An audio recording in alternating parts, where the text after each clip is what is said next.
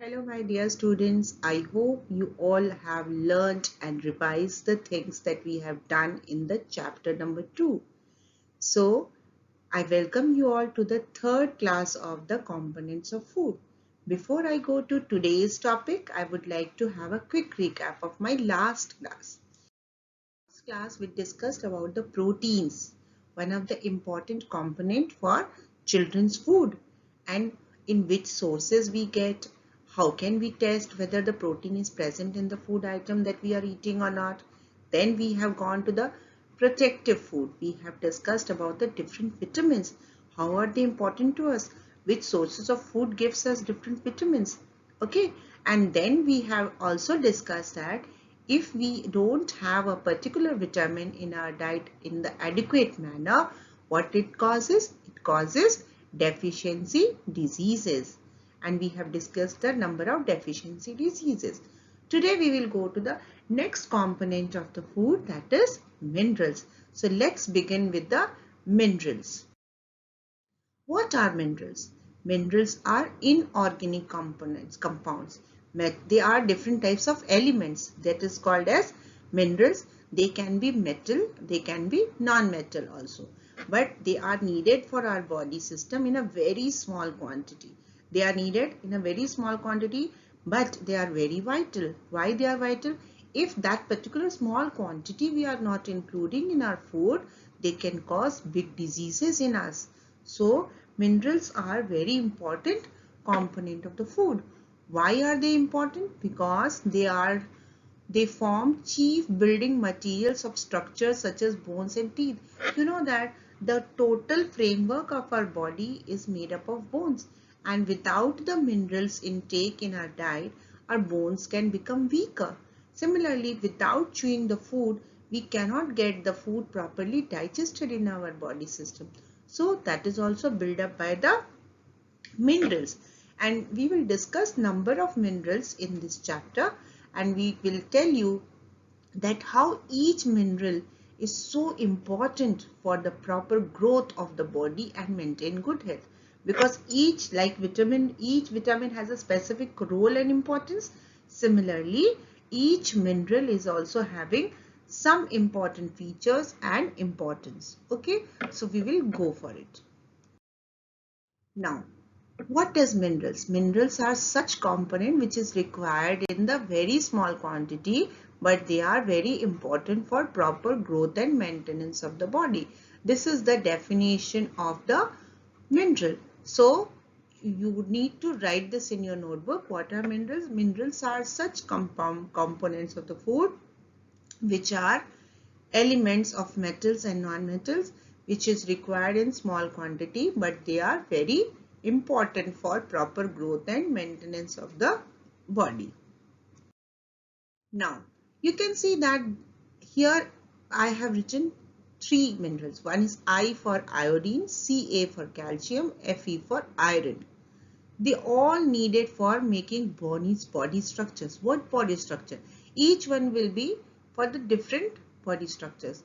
Minerals are for proper teeth, for bones, for hair, for blood, for skin, for muscles. They also maintain our proper nervous system and digestive system. So, if our mineral intake is not enough for the body, our digestive system will be becoming weaker. Nervous system will also become weaker. Our teeth and bones may deform and break. Hair fall may take out. Number of blood cells will reduce. Skin will become pale and crinky. Muscles can become weaker. So we will discuss about each type of mineral, their sources, their function, and if we don't take that particular mineral in a proper amount in our food, what will happen? It will cause a deficiency disease. Now you can see that this is Ca for calcium, Ca for calcium. They are needed for the making body structures. Iron is also for body structure, calcium is for also body structure. Now, in which is the main source? Milk and egg. Excuse me. Calcium is needed for proper growth and maintenance of teeth and bones. Similarly, iron is needed for the proper formation and maintenance of red blood cells in the body. Red blood cells can be formed in enough manner only when we have enough amount of iron present in our food, because iron is that mineral which makes the red color pigment of the blood, that is hemoglobin. If hemoglobin is less in our body, then what will happen? Blood will be incapable of absorbing oxygen. And if our blood will not absorb enough oxygen, our body will become weaker. Now, which are the sources of the iron? Green vegetables, lentils means different dals, beans, fruits, apples, watermelon. These are the rich sources of iron. Okay. Now we see iodine. Iodine, these three are the very important minerals for our body. Iodine is required in a very small amount. And why are they so important? Because there is a gland near our throat. These are the location of the thyroid. There are pair of thyroid glands, and this thyroid gland produce a hormone. You can understand in the term of hormone. Hormone is a kind of a chemical which is produced by thyroid gland. Where is the thyroid gland located? Thyroid gland is located next to our windpipe, just next to, in the two sides of the windpipe. And this thyroid hormones helps in the proper metabolism of carbohydrates and proteins and fats. So if thyroid hormones are less produced in our body, the proper metabolism of fats, proteins and carbohydrates cannot be possible. Mainly we get iodine we mix up in the salt, because we need in a very traces. Iodine is needed in very small amount.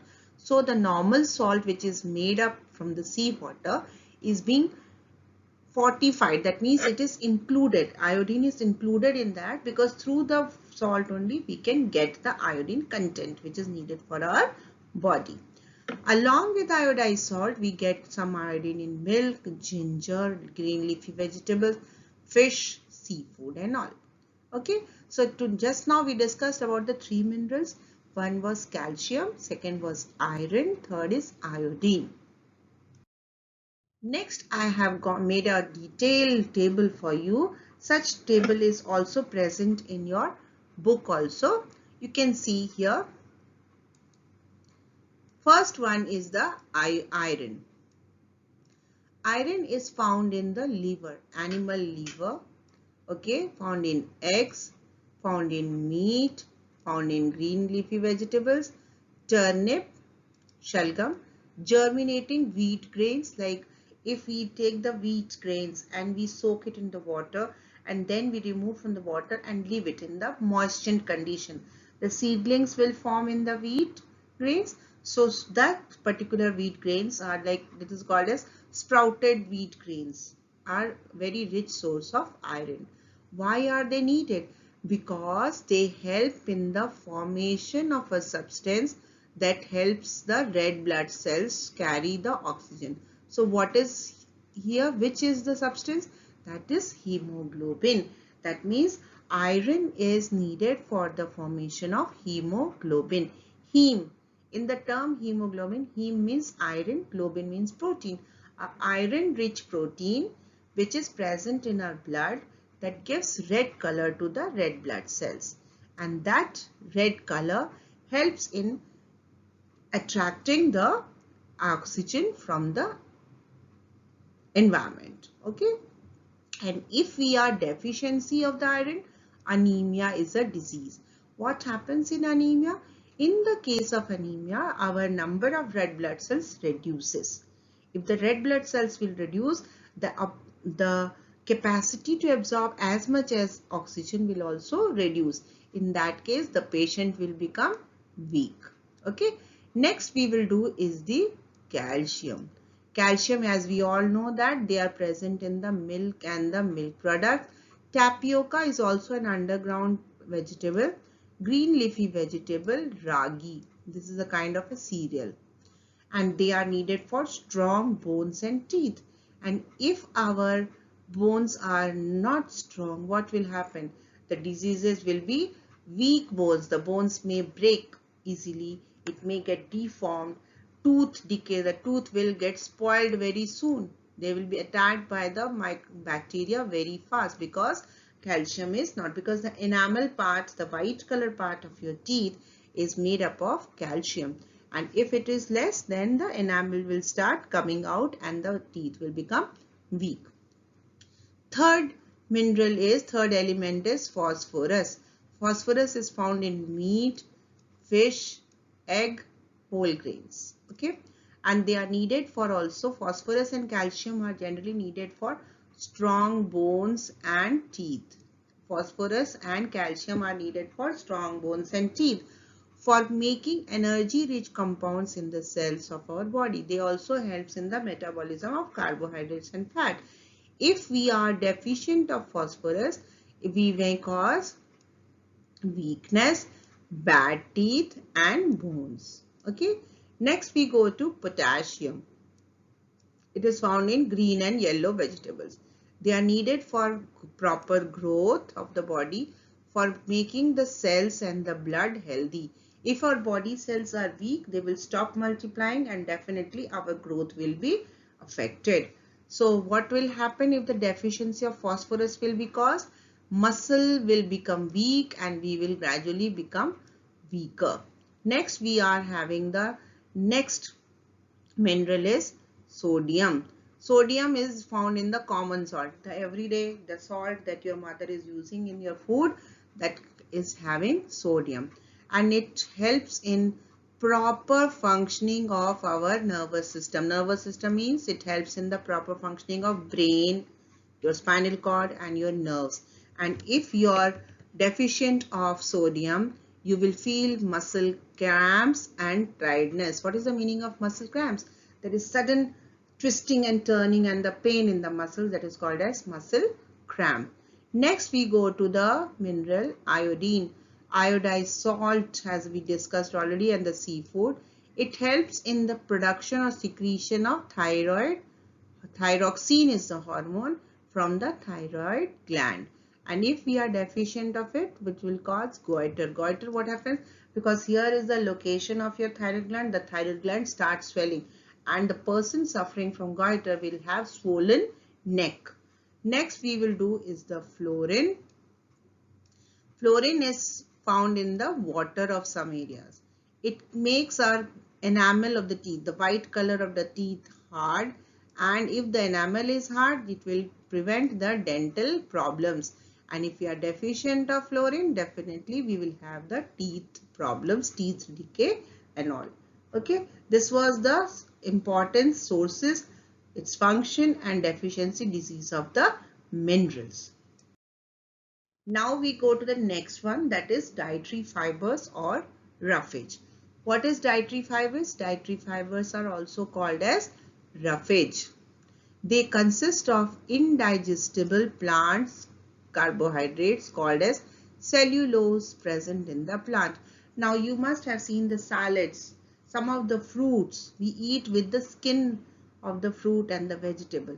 In that part there is a component of the plant which is called as cellulose is present. They are called as, they are not digested. These particles of the food are never digested in the body, but they make our digestion easier. How? Because when we eat those salads and the fruits, what happens?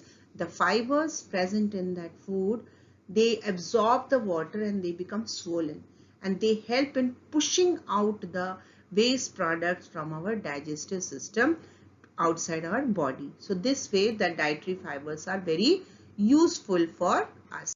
And if our food is deficient of roughage, what will happen? Our proper digestion will not happen, and what will happen?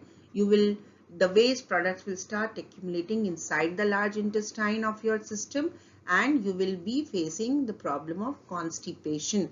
Constipation means when you don't go to the toilet regularly and your motions are not clear, that particular condition is called as constipation. Okay, remember, roughage is that component of the food which is not digested but which makes the digestion easier and removal of the waste products easier.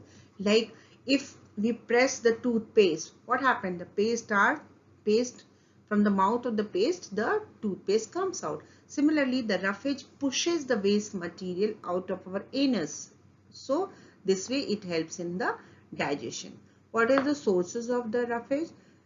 The salads, vegetables, fruits, whole grains and pulses. These are. So what is the function? Roughage is an essential component of our food and which adds to its bulk. That means we add as a it gives that bulk to the digestive system, and it does not digest it, but they helps to get rid of the undigested food and helps to remove the constipation. And roughage, including the roughage in our bodies, in our food, also prevents from heart problems. The people who are not having roughage in their diet, they face heart problems. Okay, understood this? You can see that. What is the dietary fibers function? It maintain the digestive system healthy. What happens when the food digested in, this is the small intestine. When the food is digested and absorbed in the small intestine, the unwanted part is pushed in the large intestine. From the large intestine, the food is pushed out of this anus. This is the excretion point. Okay, so they absorb the water and they become bulk, and they push that undigested food from the body system. Where we get the roughage? We get from the skin of the vegetables, skin of the fruits, okay, whole food grains, pulses, they all add the roughage to our body. They are not giving any nutrient, but they help in the removal of the waste. Okay, go to the water. Water is very essential component of our body. Why? Because you know that our body is 1/3 of our body is made up of water, and that water may be present in the blood plasma, may be present in the form of uh, in liquid form. All the secretions are in the form of water. The water helps our body to absorb the nutrient from the food because it is present in the blood. If the blood will not be present, whether the nutrients can be absorbed properly? No. Now, next thing, when our body in the summer, when you run, your body gets heated up. So to neutralize the heat of your body, the sweat comes out of our body. And if the water content in our body is less, what will happen? Whether the sweat will form? No, our body will get heated and may become fatal. It is as water is essential for all the life processes in their body functions. It also helps in throwing out some waste from the body in the form of urine and sweat. You all know that the nitrogenous waste which is produced after the digestion of the food is excreted out in the form of urine, the nitrogen waste, which is very toxic. And we know what is the source. Generally, we have the source like water. We drink water as well as milk, tea, fruit, vegetable, cold drinks, all these milk, teas, and even the fruits and vegetables also we have the water. So little water content we get from different sources. That is why it is suggested to us that we should drink at least 6 to 8 glasses of water every day, because body demands it, because some of the water is excreted out every day, every time. So we may get dehydrated. To hydrate ourselves, we need to drink as much as water. Definitely in the summertime, the amount of water you are drinking should be definitely increased, because in the summers we sweat a lot because of the heat on the environment. One more thing, we are not only excreting out as sweat and urine, we also excrete the water in the form of our tears. That is also salty water. So if we cry, some of the salt excreted out in the form of tears. So in this way, water is wasted or water is excreted. So refill that, because if amount of water is coming out of our body system, so definitely inside the quantity is reduced. So we have to refill that quantity so that our body system may function efficiently. Okay. Now you can see that we are getting water from which sources? We get from milk and fruit, we get from the grains and the vegetables, fruits, we get from iron, we get from these beans, eggs, we get from vegetables also. We are getting from different sources the water. This picture will show you that which sources we get the little amount of water to maintain the body function. Mainly, what is the source of what is the function of the water? It is helpful to control our body temperature. When it is more heated, what happens? The sweat comes out and makes our body cool. Okay, so if the temperature is more, then what happens? The body system is cooled by excreting out the sweat. Secondly, it removes the unwanted harmful substances through sweat and urine. So toxic substances which are accumulating in our body system is excreted out with the help of sweat of urine. Now you can see that the water sources for us is the mainly is water. That is why whatever you add up in your food, but normal water is very essential. That means at least 6 to 8 glasses of water every day you should drink. Tea, coffee, soft drink.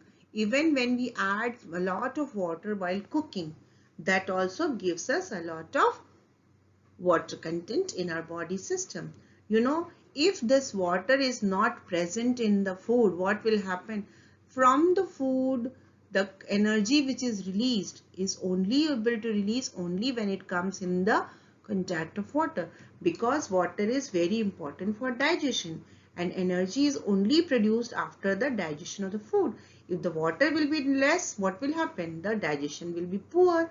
If the digestion will be poor, what will happen? The energy released from the food will also less. So in this way, we are going to become weaker and weaker.